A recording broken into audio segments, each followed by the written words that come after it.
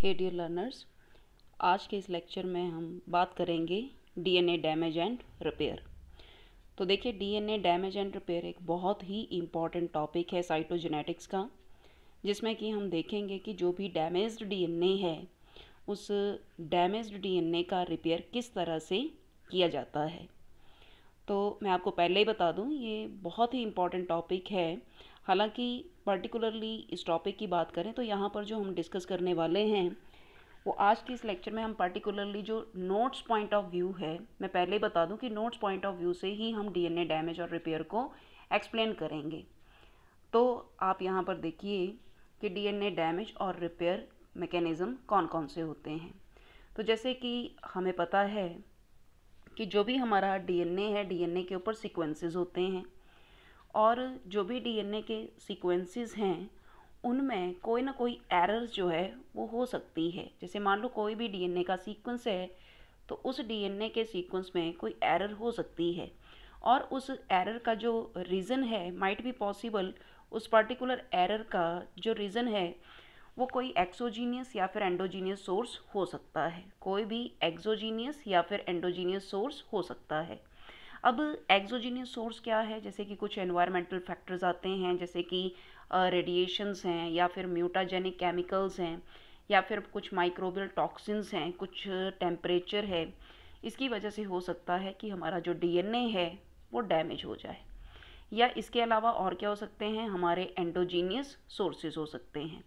अब अगर हम एंडोजीनियस सोर्स की बात करते हैं तो एंडोजीनियस सोर्स जैसे कि हमारे पास आता है रिएक्टिव ऑक्सीजन स्पीशीज़। जो आरओएस हैं या रिएक्टिव ऑक्सीजन स्पीशीज़ हैं वो रिस्पॉन्सिबल हो सकती हैं डीएनए के डैमेज के लिए। तो डीएनए डैमेज जो है और उसके कारण क्या बताए हैं, एक्सोजीनियस सोर्सेज और साथ में एंडोजीनियस सोर्सेज।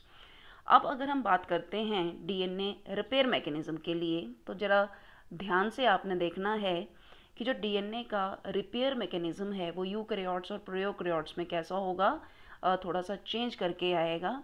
तो अगर हम रिपेयर मैकेनिज्म की बात करें जो बैक्टीरिया से लेकर ह्यूमन तक ये प्रेजेंट होता है, अगर हम ई कोलाई की बात करें तो ई कोलाई में 5 मैकेनिज्म्स हैं जिसके थ्रू डीएनए को रिपेयर किया जाता है, या जो भी डीएनए के डिफेक्ट्स हैं उनको रिपेयर किया जाता है। तो कौन कौन से मेथड्स हैं ज़रा देखने की कोशिश करते हैं। हमारे पास सबसे पहले आता है लाइट डिपेंडेंट रिपेयर मतलब जिसको कि आप फोटो रीएक्टिवेशन बोलते हैं।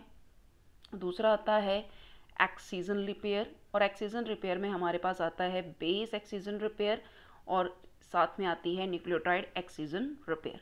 इसी तरह से थर्ड आता है हमारे पास मिसमैच रिपेयर, फोर्थ आता है पोस्ट रेप्लिकेशन रिपेयर और साथ में आता है एरर प्रोन रिपेयर सिस्टम, जिसको कि आप एसओएस सिस्टम भी बोलते हैं। तो आई रिपीट वंस अगेन कि अगर हम ई कोलाई की बात करते हैं तो ई कोलाई के केस में अगर रिपेयर मैकेनिज्म की बात करें तो कौन कौन से रिपेयर मैकेनिज्म हैं, फोटो रीएक्टिवेशन है, एक्सीजन रिपेयर है, मिसमैच रिपेयर है, पोस्ट रेप्लिकेशन रिपेयर है और साथ में एरर प्रोन रिपेयर सिस्टम मतलब कि एसओएस रिपेयर सिस्टम है। तो यहाँ पर हम देखते हैं कि अब मैमल्स की बात करें या ह्यूमन बीइंग की बात करें तो हमारे अंदर सारे के सारे रिपेयर सिस्टम जो है वो प्रेजेंट होंगे। मतलब यहाँ पर हमारे अंदर ये photo reactivation light dependent repair mechanism जो है वो ध्यान रखिए कि मैमल के केस में फोटो रीएक्टिवेशन का मैकेनिज्म जो है वो क्या होता है, absent. Otherwise excision repair, mismatch repair या पोस्ट एप्लीकेशन रिपेयर और एरर प्रोन रिपेयर्स जो हैं वो क्या होती हैं, प्रेजेंट होती हैं।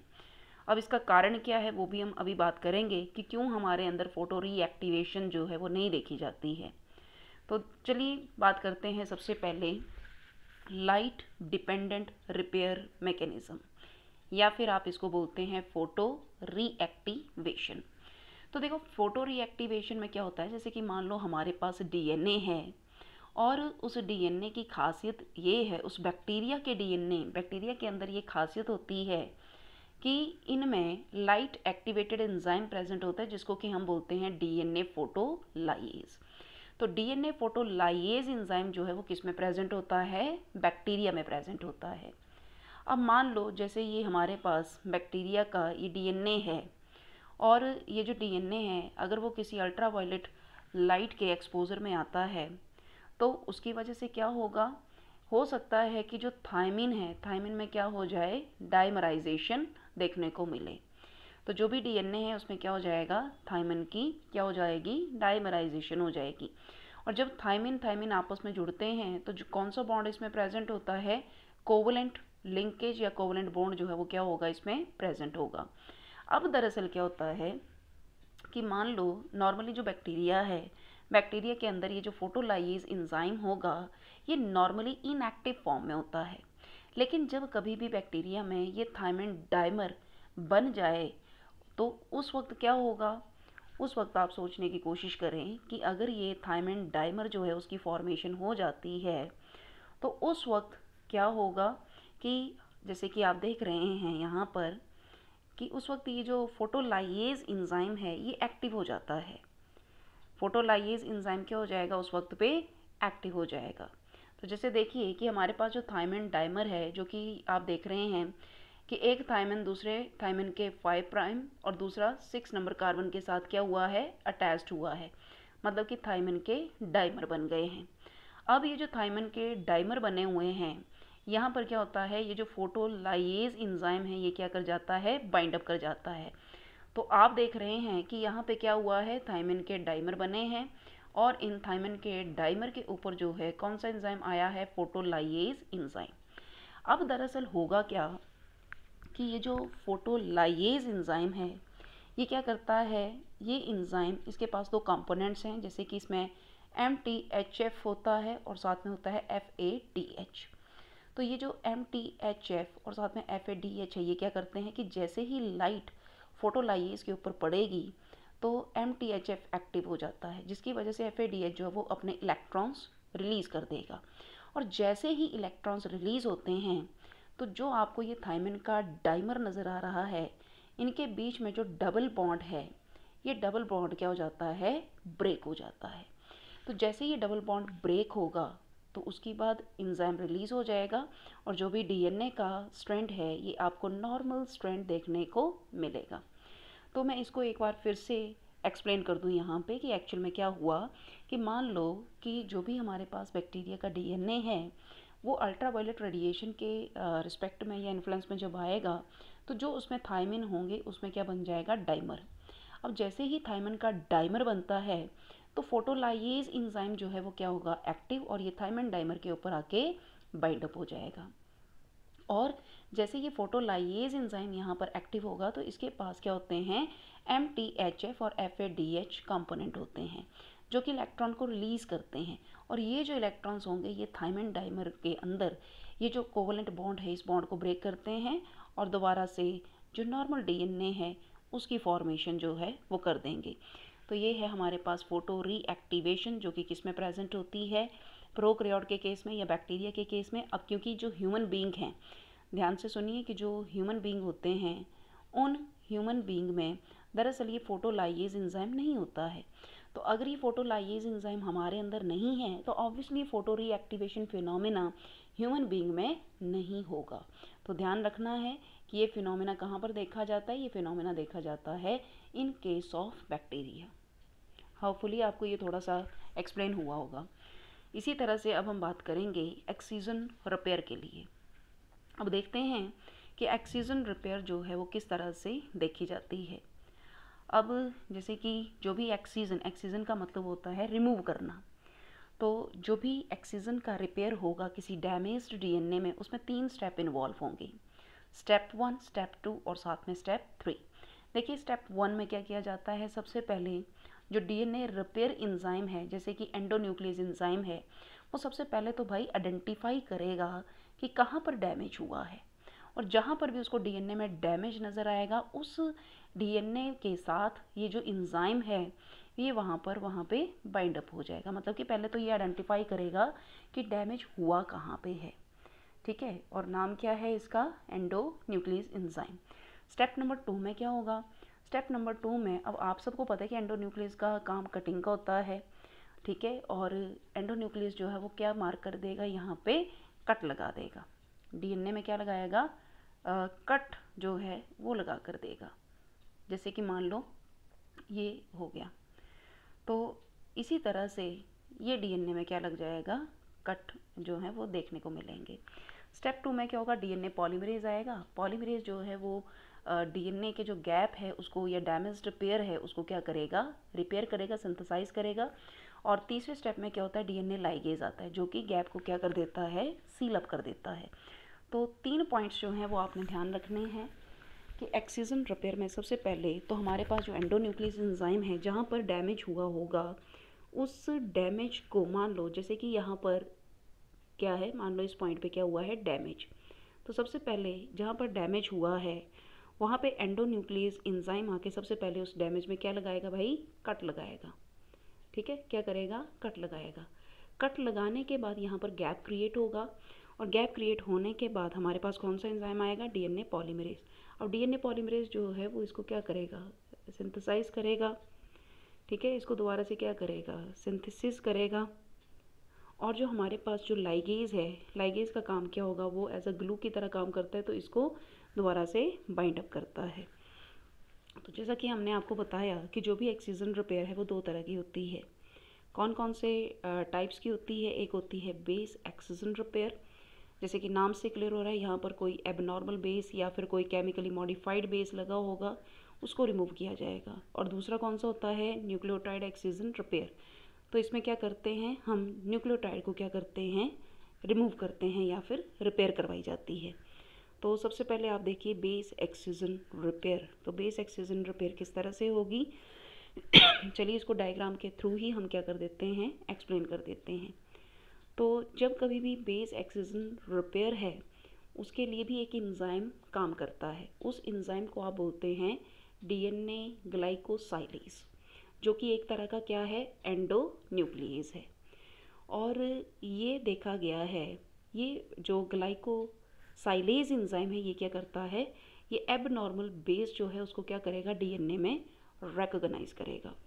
और जो ग्लाइकोसाइलेज है ये क्या करता है, ग्लाइकोसिडिक बॉन्ड को तोड़ देता है। जो भी एबनॉर्मल बेस है उसमें जो ग्लाइकोसिडिक बॉन्ड होगा, ठीक है, उसको क्या करेगा, ये ब्रेक करेगा।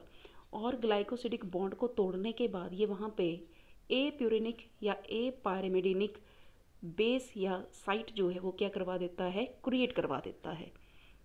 फिर डीएनए पॉलीमरेज आएगा और डीएनए पॉलीमरेज जो है वो मिसिंग बेस को रिप्लेस करेगा और जो डीएनए लाइगेज है वो उसको सील अप कर देता है, जो भी गैप है उसको। तो जैसे यहाँ पर देखने की कोशिश करो, आप इस डायग्राम को ध्यान से देखें। तो मान लीजिए कि हमारे पास ये 5 प्राइम टू 3 प्राइम और 3 प्राइम टू 5 प्राइम जो है ये क्या लगा हुआ है, डीएनए लगा हुआ है। अब इस डीएनए के ऊपर टी के साथ ऑब्वियसली ए आएगा और जी के साथ सी आएगा और ए के साथ ऑब्वियसली थायमिन आएगा। मान लो साइटोसिन जो है उसकी क्या हो गई, डीएमिनेशन हो गई। मान लो कि जो साइटोसिन है उसकी क्या हो गई, डीएमिनेशन। और आप सबको पता है कि जब साइटोसिन की डीएमिनेशन होती है तो क्या होता है, यूरेसिल आ जाता है। तो आप यहाँ पर क्या देख रहे हैं कि साइटोसिन की डीएमिनेशन के बाद जो है वो यहाँ पे क्या बन रहा है, यूरेसिल बन रहा है। अब दरअसल यहाँ पे ये मिस मैच हो गया है, ठीक है। यूरेसिल ग्वानिन के अपोजिट में क्या आना चाहिए, साइटोसिन, लेकिन आ क्या रहा है, यूरेसिल आ रहा है। इसको रिकॉग्नाइज कौन करेगा, इसको रिकॉग्नाइज करता है डीएनए ग्लाइकोसाइलेज, जो कि कैसा काम करेगा, एंडोन्यूक्लियस का काम करेगा। अब देखिए, अब ये क्या करेगा, ये यहाँ पर एक निक क्रिएट कर रहा है। क्या कर रहा है, निक क्रिएट कर रहा है और यूरेसिल को यहाँ से रिमूव कर रहा है। और इस साइट को आप क्या बोलते हैं, इसको बोलते हैं ए प्यूरिनिक या ए पायरिमिडिनिक साइट बोलते हैं। अब यहाँ पर किसका काम आएगा, डीएनए पॉलीमरेज 1 का काम आएगा। जो डीएनए पॉलीमरेज 1 है वो यहाँ पर काम करेगा। और अगर मान लो अगर ये यूकैरियोट्स के केस में है तो यहाँ पे जो डीएनए पॉलीमरेज बीटा है वो रिपेयर का काम करता है। तो यहाँ पर जो डीएनए पॉलीमरेज है वो ग्वानिन के अपोजिट में क्या सिंथेसाइज कर रहा है, साइटोसिन।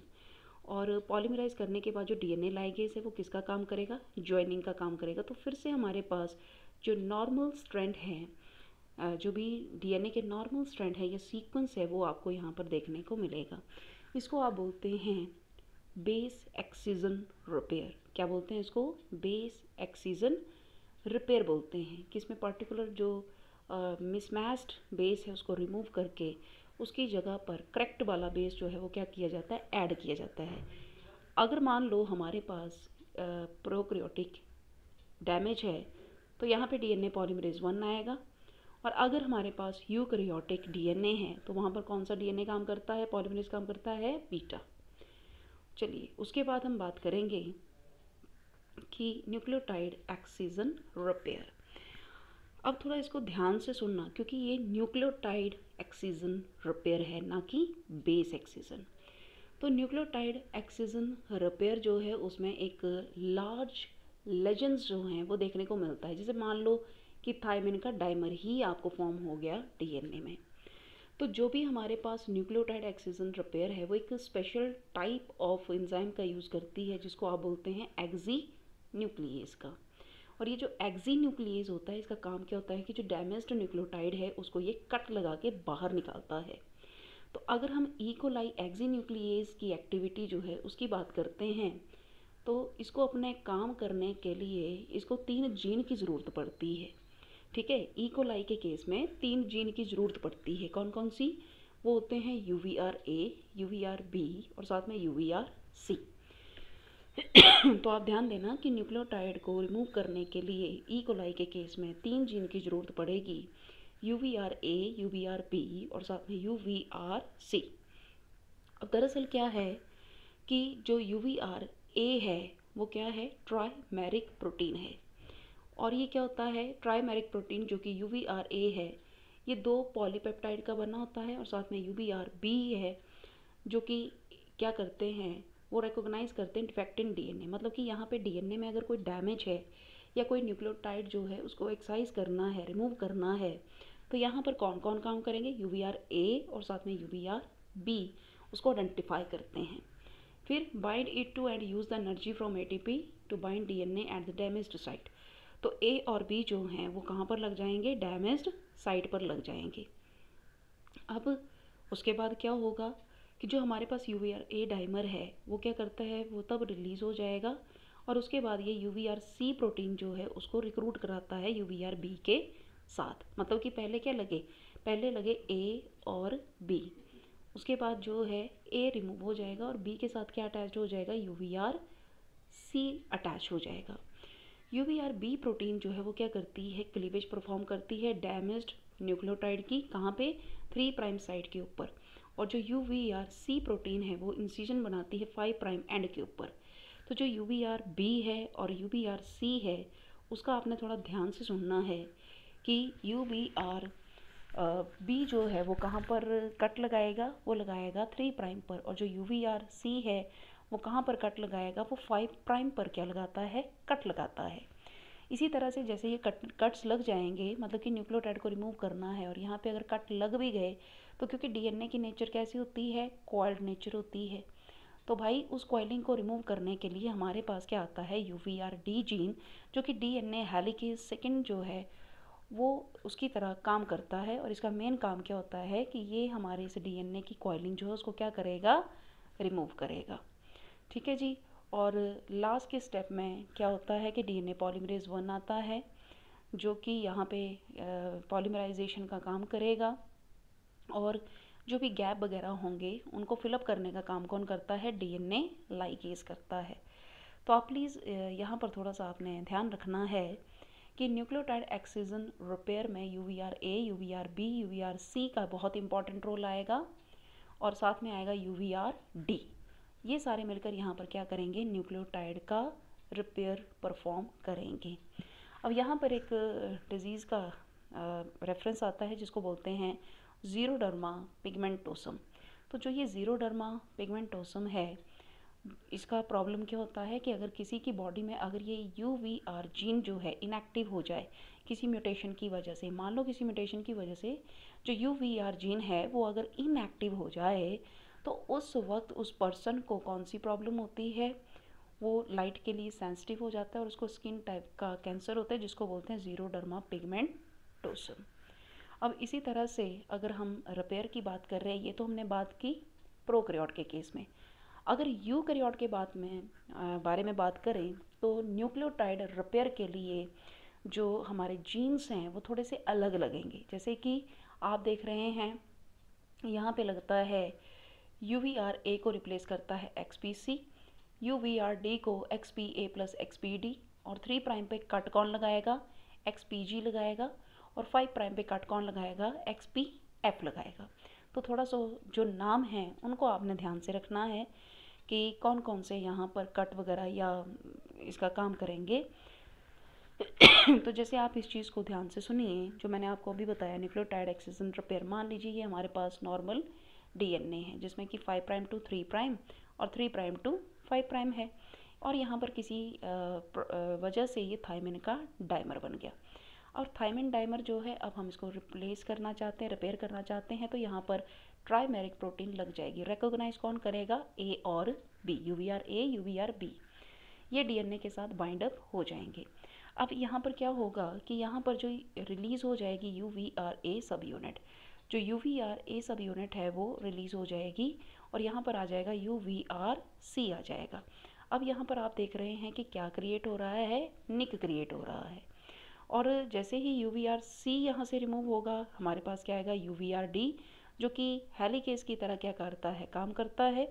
और आप देख रहे हैं कि DNA के ऊपर प्रॉपर वे में जो निक है वो क्रिएट हो गया है। अब लास्ट में क्या होता है कि UVR-B भी क्या हो जाता है, रिमूव हो जाता है। सबसे पहले कौन रिमूव हुआ, आपने देखा UVR-A, उसके बाद कौन सा रिमूव हुआ, UVR-C, उसके बाद कौन सा रिमूव हुआ, UVR-B। सबसे पहले A होगा, फिर C होगा, फिर B रिमूव होगा, और लास्ट में DNA पॉलीमरेज 1 आके जो भी गैप बना हुआ है वहाँ पे पॉलीमराइजेशन करता है, गैप को फिलअप करता है, और जो हमारा DNA लाइगेज है वो इस पर्टिकुलर गैप को क्या कर देता है, फिर एंड में सील कर देता है।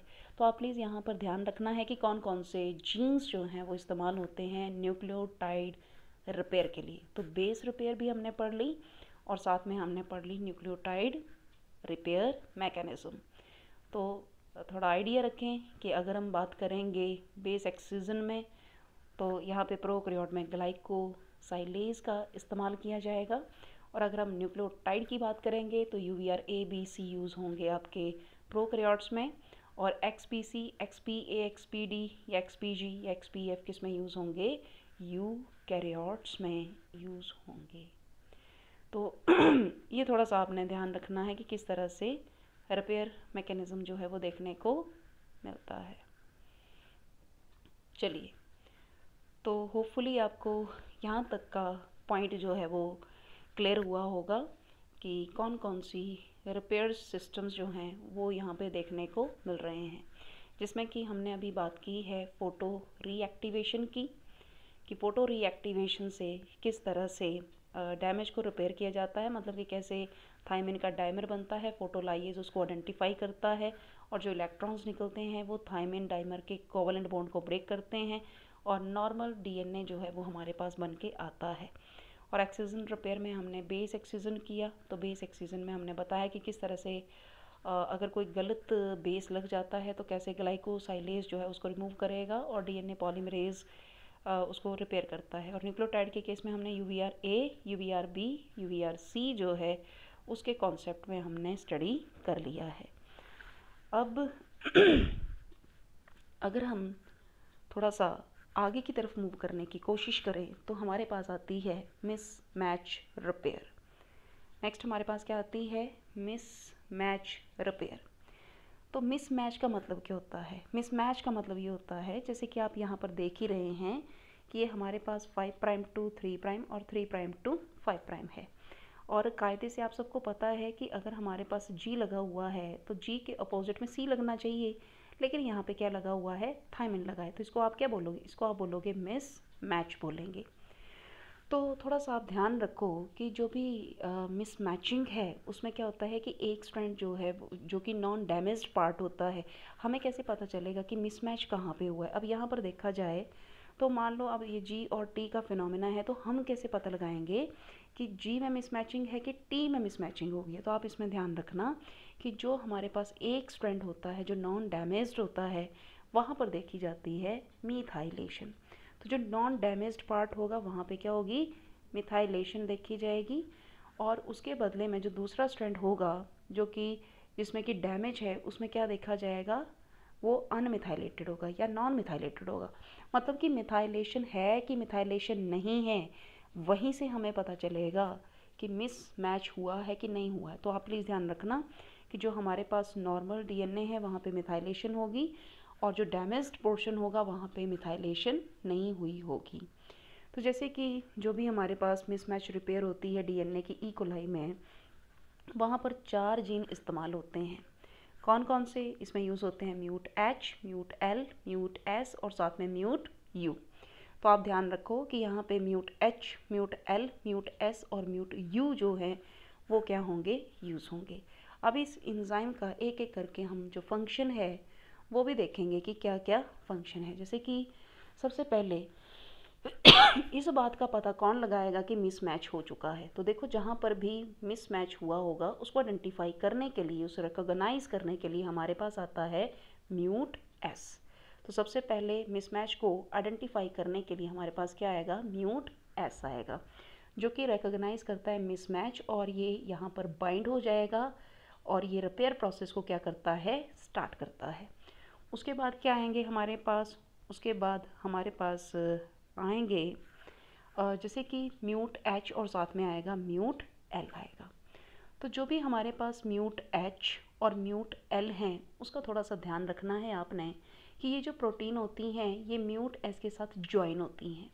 जो म्यूट एच है वो कहाँ पर ज्वाइन होगा? वो ज्वाइन होता है GATC के पास।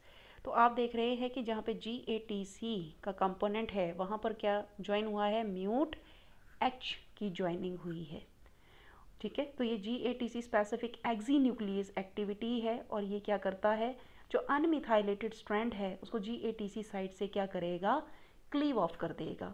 चाहे 5 प्राइम है या 3 प्राइम एंड है, जहाँ पर भी इसको GATCH मिलता है वहाँ पर इस साइड को क्या करता है? ये क्लीव करता है।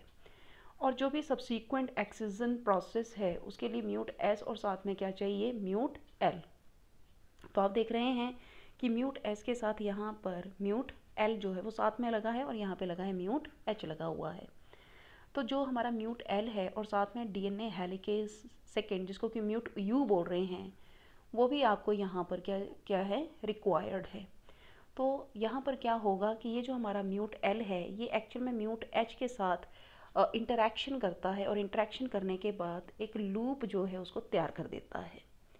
ठीक है, तो म्यूट एच, म्यूट एस और साथ में म्यूट एल आपने देखे। तो यहाँ पे क्या होगा कि जैसे ही यहाँ पे आप देख रहे हैं कि ये लूप की फॉर्मेशन हो चुकी है, तो जो भी डीएनए परफॉर्म है वो क्या कर रहा है? बेंडिंग परफॉर्म कर रहा है, क्योंकि म्यूट एल जो है वो किसके साथ आ गया? म्यूट एच के साथ। और म्यूट एच को तभी एक्टिवेशन मिलती है जब म्यूट एल एच के साथ जो है वो क्या करता है? बाइंडिंग करता है। और जैसे ही ये बेंड करेगा तो हमारा ये जो यहाँ पर आप देख रहे हैं म्यूट एच, ये क्या करता है? यहाँ पे कट लगा देता है।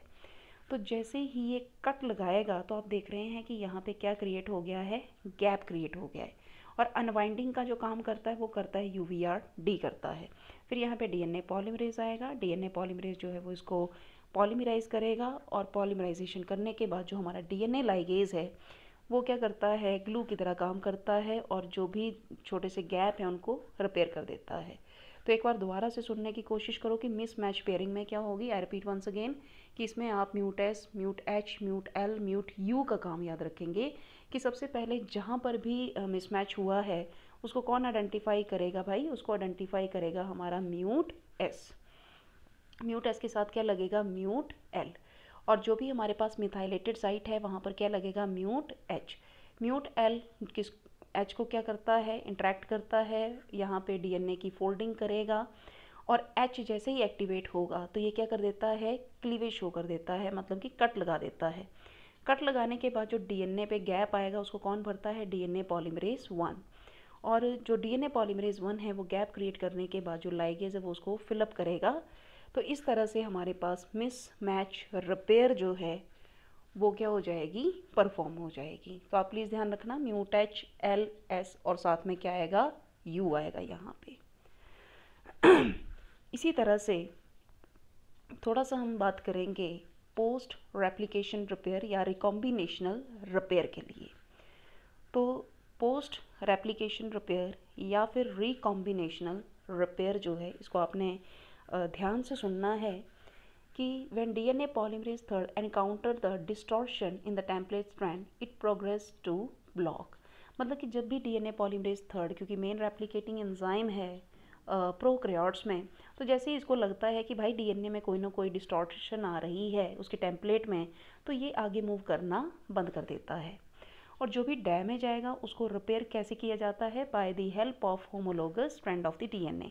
तो जो भी डीएनए का जो होमोलोगस स्ट्रैंड आता है उसको देख कर क्या होती है? रिपेयर होती है। ठीक है जी। तो यहाँ पे क्या है, यहाँ पे आपने ध्यान रखना है कि जो भी डीएनए का जो होमोलोगस स्ट्रैंड आएगा उसके थ्रू जो है वो क्या की जाती है? रिपेयर की जाती है। ठीक है। तो यहाँ पर क्या होगा कि जो भी डीएनए है उसको रिपेयर कैसे करेंगे? उसके होमोलोगस स्ट्रैंड को यूज़ करके होगा। तो यहाँ पे जो रैक प्रोटीन्स हैं वो बहुत इंपॉर्टेंट रोल प्ले करती हैं रिपेयर मैकेनिज्म में।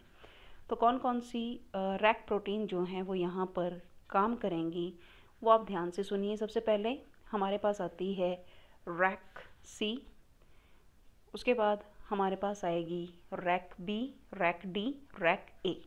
क्या क्या काम होता है? जो रैक सी है वो एक काई साइट होती है उसको रिकॉग्नाइज करता है और ये इंक्रीज करता है एक्टिविटी ऑफ रैक बी और रैक डी प्रोटीन। तो रैक सी का काम क्या होगा कि बी और डी की एक्टिविटी को एनहेंस करना। उसके बाद हमारे पास क्या आता है? उसके बाद हमारे पास आता है रैक बी। तो रैक बी जो है वो एक स्लो प्रोटीन है और ये कट करती है डीएनए को, लेकिन 3 प्राइम टू 5 प्राइम पे, और ये शो करती है एक्सोन्यूक्लियस प्रोटीन है। एक्सोन्यूक्लियस एक्टिविटी शो करेगी। जो रैक डी होता है वो एक फास्ट प्रोटीन होती है और ये भी डीएनए को कट करती है, लेकिन 5 प्राइम टू 3 प्राइम डायरेक्शन में। उसके बाद आता है हमारे पास रैक सी। तो रैक सी का मतलब क्या है? ये परफॉर्म करती है स्ट्रैंड इनोवेशन। जो भी हमारे होमोलोगस स्ट्रैंड्स होते हैं उसमें यह क्या करती है? स्ट्रैंड की इनोवेशन करती है। इसके साथ हमारे पास ब्रांच माइग्रेशन होगी इस कॉन्सेप्ट में, जिसमें कि रब ए और रब बी प्रोटीन आती हैं और एक रब सी प्रोटीन आती है जो कि हॉलिडे जंक्शंस पर कट लगाती है। फिर उसके बाद डीएनए पॉलीमरेज आएगा और गैप को फिलअप करने के लिए, सील करने के लिए हमारे पास डीएनए लाइगेज आएगा। तो अब इस प्रोसेस को ध्यान से देखो आपको ये पोस्ट रेप्लिकेशन रिपेयर अच्छे से समझ आएगी। तो ये डायग्राम ध्यान से देखना है आपने कि जैसे कि आपको यहाँ पर 2 होमोलोगस क्रोमोसोम नज़र आ रहे हैं और जैसे कि मान लो ये यहाँ पर जो डैमेज है वो दोनों ही स्ट्रैंड में हो गया है। आप देख रहे हैं कि जो ग्रीन कलर में आपको नज़र आ रहा है इसमें डैमेज दोनों ही स्ट्रैंड पे है। तो यहाँ पर आप देख रहे हैं कि एक काई साइट है। अब ये काई साइट के और यहाँ पर जो साइट आपको नज़र आ रही हैं इसके बीच में आप देख रहे हैं कि यहाँ पे rec D, rec B, rec C proteins जो हैं वो लगी हुई हैं इस गैप पर। अब मैंने आपको पहले बता दिया कि जो हमारा रैक डी होता है वो फास्ट कटिंग करता है एक्सोन्यूक्लियस एक्टिविटी, और जो रैक बी होता है वो स्लो एक्टिविटी शो करता है। तो आप यहाँ पर क्या देख रहे हैं? आप यहाँ पर ये पॉइंट देख रहे हैं कि जब भी Rec C come in contact with the chi site, जब ये रैक सी जो है वो काई साइट के आप देख रहे हैं यहाँ पे काई साइट है, तो जब ये रैक सी काई साइट के कांटेक्ट में आती है तो यहाँ पे रैक डी की एक्टिविटी जो वो इंक्रीज़ हो जाती है और रैक बी जो है उसकी एक्टिविटी क्या हो जाती है? डिक्रीज़। डी की इंक्रीज़ होगी और बी की डिक्रीज़ होगी। अब ऑब्वियसली इस एक्टिविटी की वजह से जो भी डीएनए के ये जो कट्स लगेंगे, जो भी आप देख रहे हैं गैप, वो कैसे हो जा रहे हैं? मतलब कि ये पैरेलल नहीं रह रहे हैं। अब यहाँ पे क्या होगा? स्ट्रैंड को इन्वेजन करने के लिए क्या आएगी? रैक ए।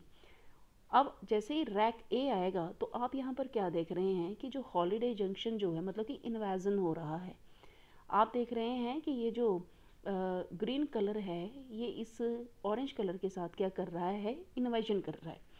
तो मतलब यहाँ पे इन्वेजन करने के बाद आप देख रहे हैं कि ये रैक ए, रैक बी है और साथ में यहाँ पे क्या बन रहा है? हॉलिडे जंक्शन बन रहा है। उसके बाद क्या होता है कि यहाँ पे रब ए और रब बी प्रोटीन आएंगी जो कि ब्रांच माइग्रेशन करेंगी, और जो रब सी होती है वो जंक्शन को कट कर देती है। तो जैसे जंक्शन को कट करेंगे तो आप यहाँ पर देख रहे हो कि रिकॉम्बिनेशनल रिपेयर है भाई यहाँ पे। तो जो ग्रीन वाला जो आपको क्रोमोसोम नज़र आ रहा है उसके साथ आपको जो नेक्स्ट क्रोमोसोम नज़र आएगा वो रिकॉम्बिनेशन में आएगा, और जो भी डीएनए है वो क्या हो जाएगा? यहाँ पे रिपेयर हो जाएगा।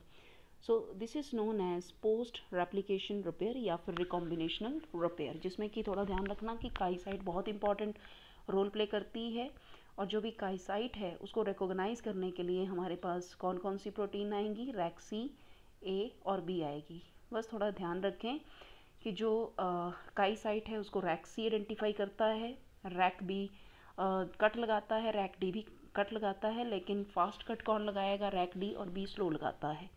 और जो हमारा रैक ए होता है वो क्या करेगा, स्ट्रैंड इन्वेजन करेगा, और रब ए रब बी ब्रांच माइग्रेशन करवाते हैं, और रब सी जो है वो क्या करता है, हॉलिडे जंक्शन पे कट लगा देता है। So this is post replication repair और रिकॉम्बिनेशनल रिपेयर।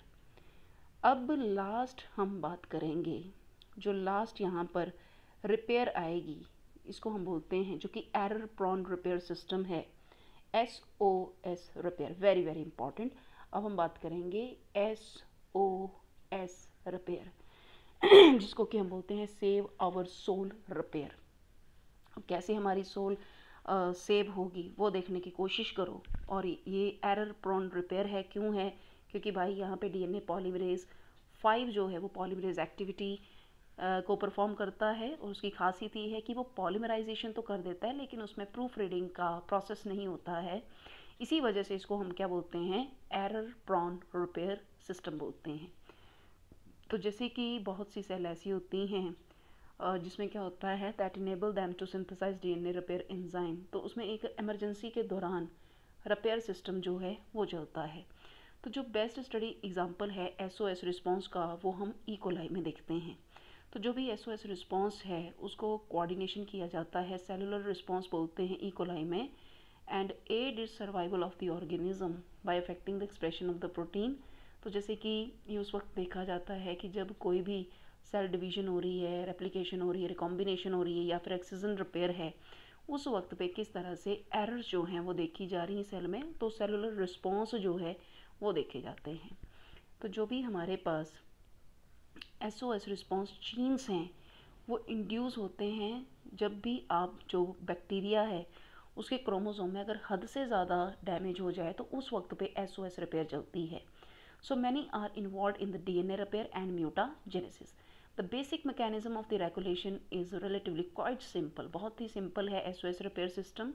तो यहाँ पर थोड़ा सा ध्यान रखना कि जो की रेगुलेटरी एलिमेंट आता है इसमें उसको हम बोलते हैं लैक्स ए रिप्रेसर, प्लस साथ में क्या आती है, रैक ए प्रोटीन। तो कौन कौन से आते हैं, हमारे पास आते हैं लैक्स ए रिप्रेसर आएगा, और साथ में क्या आएगी, रैक ए प्रोटीन आएगी। तो जो भी हमारी ई कोलाई है अगर उसमें कोई भी ब्लॉक DNA रेप्लिकेशन के दौरान देखा जाता है, या जो DNA डैमेज है वो देखा जाता है, तो उस वक्त पे क्या होता है कि एक प्रोटीन एक्टिवेट होती है जिसको हम बोलते हैं रैक ए प्रोटीन। तो रैक ए प्रोटीन क्या करती है, जैसे ही रैक ए प्रोटीन एक्टिवेट हो जाएगी ये परफॉर्म करती है autocatalytic proteolytic cleavage of the lex A repressor. तो जैसे ही क्लीवेज होगी specific alanine glycine peptide bond की, तो रैक ए जो है बैक्टीरिया में उसके 2 डिफरेंट टाइप्स होते हैं।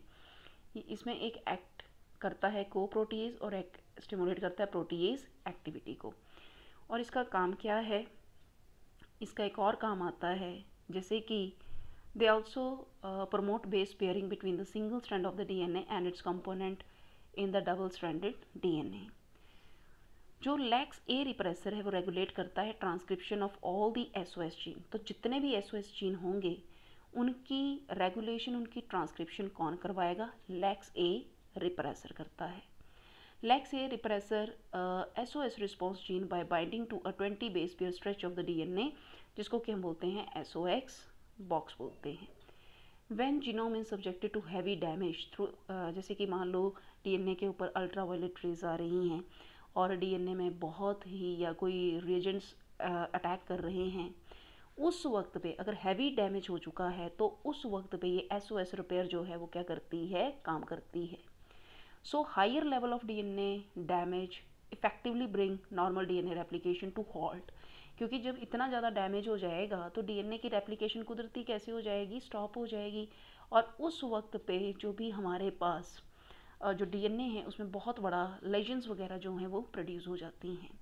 तो यहाँ पर थोड़ा ध्यान देना है कि यहाँ पे जो DNA रेप्लिकेशन का जो काम किया जाता है वो कौन सा एंजाइम करता है, वो DNA पॉलीमरेज 5 करता है, जिसको कि आप और क्या बोलते हैं, UMAUDC भी बोलते हैं। अब यहाँ पर जो प्रोटीन है रैक ए वो ट्रिगर करती है एक्टिवेशन ऑफ डीएनए पॉलीमरेज 5।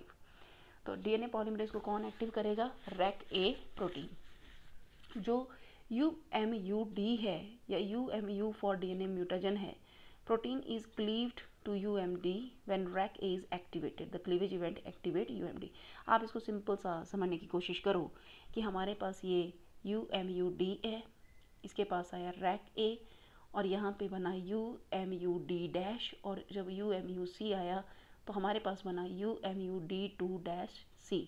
तो जो भी हमारा डीएनए पॉलीमरेज है, जो कि वाई फैमिली डीएनए पॉलीमरेज है, इसकी एक प्रॉब्लम है कि ये प्रूफ रीडिंग एक्टिविटी नहीं शो करता है।